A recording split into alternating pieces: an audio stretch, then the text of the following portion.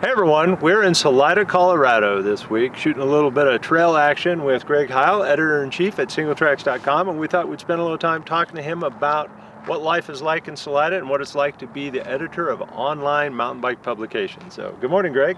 Thanks for having me, Scott. You bet. So, talk to us a little bit about your job. So, as the editor-in-chief, my main job responsibilities include creating content. I do a lot of writing and photography and work with some people on video. I also oversee all the content coming in from our various freelancers and from our full-time staff.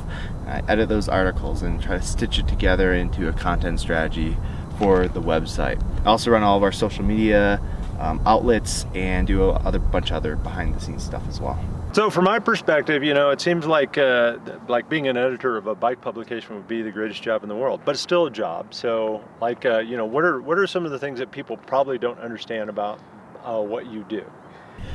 It's a desk job. It still is, and most people doing what I do, you know, they spend 40 plus hours a week behind the computer, and then they ride and travel and do all the other stuff on top of that. So you know, that's just sort of the reality of it. It's not complete, it's just sort of what it is. Probably a lot of people think, oh man, like testing products has got to be the most amazing thing. People send you stuff and you get to use it. But to me, I would think there's a bit of a downside, like you might never really be settled on your gear quite exactly the way you want it, or if something's not a very good product, you've got to deal with that, right? Yeah, when something's not a great product, that can create a bit of an issue. I think one of the biggest challenges is just trying to be as honest as possible. I think that's one of my core truths, is just honesty and shooting straight and telling it like I see it. And as a writer and an editor, my first responsibility is always to my readers. So It's like I'm always trying to give them the information they need, and I'm trying to be as honest as possible, whether that's talking about a trail or an area, talking about a product I'm reviewing, or even if I'm giving my opinion, it's being as honest about my opinion as possible. And sometimes that level of truth is unpopular, or it can present problems. One of the greatest things about the bike industry is that there's so many cool people in it, and I've built just fun relationships, like friends that I work with at other companies. You know, there's colleagues, there's all this dynamic, but it becomes a very small place, especially once you dial down to even the microcosm of mountain biking within the bike industry. And you'll start to see, you know, people that work at one company and they move to another, but you're still working with the same people. So you know, those relationships are important and they're fun and they make it fun, but sometimes a good example is if somebody sends you a product and it's not great, and you do your due diligence and you work at it and you're like, all right, it's still not great. My first responsibility is to tell it like I see it to my readers, and sometimes that can be difficult, you know, especially if you've got relationships that you value.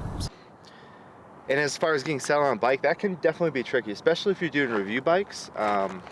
Because generally when we do a review bike, you get it in, ride it for a month, maybe two, send it back. It can take that long just to get a bike dialed to your preferences. And lots of times, by the time I send a bike back, it's like about perfect, and it's like, oh. But that's why it's nice to still like have one of my own bikes that's I keep pretty dialed, and it's like, okay, I can just jump on this and go. Sometimes, you know, depending on the type of ride you're doing, like if you're really doing a big adventure ride, sometimes you don't want to be on something untested, and then it's like, all right, well, I'm not going to ride the test bike. I'm going to ride this bike that I know is going to work well and do that sort of thing. But yeah, and honestly, sometimes you don't know how a product is going to react. One issue I had earlier this year was testing a bike and tire setup I wasn't super familiar with on the trail we're going to be riding today, actually. And just the way it was set up, it was my first ride on it. It like I washed out, stuffed the front end, went over the front, and face planted onto a massive boulder, and I partially tore my rotator cuff in my shoulder. Nice. And I haven't done anything with that yet, and it's just creaky and painful, but it's tough because that wouldn't have happened if I was on my normal bike, probably. You know, it's because I was on a test bike I wasn't familiar with. So there's that, you know. I mean, it's just part of the job, I guess. The guys like you're in this industry because you love it. Exactly. I mean, it's For me, it's a great way to combine a bunch of things I'm passionate about. I'm passionate about the creative process and writing and sort of creating something new and engaging that connects with the reader. I'm passionate about riding my bicycle too, and it's a great way to bring those two things together. And you like to imbue your work with sort of a philosophical bent. Why is that? I feel like mountain biking really, at least for me, I mean, I'm pretty passionate about it, so maybe, but I think a lot of people feel this way too, is that mountain biking connects with a lot of points in life, and it can either be like a good example of like a larger theme in life, or it really exemplifies something else going on in life. So you can draw a lot of parallels between the mountain biking experience and the experience that a lot of human beings go through in their everyday life. Some of the struggles, some of the pain and suffering, but some of the beauty and enjoyment as well. We talked a little bit about misconceptions. What's some of the best things about being in the bike industry and being editor-in-chief of singletracks.com? So I talked about getting to create and write already, so that's a big one for me. I just love the creative process, and I think most human beings are wired to be creative. You know, exactly where that wiring comes from, you can debate that, but for me it's writing. For other people, it could be creating something with their hands, a work of art, or it could be building a house.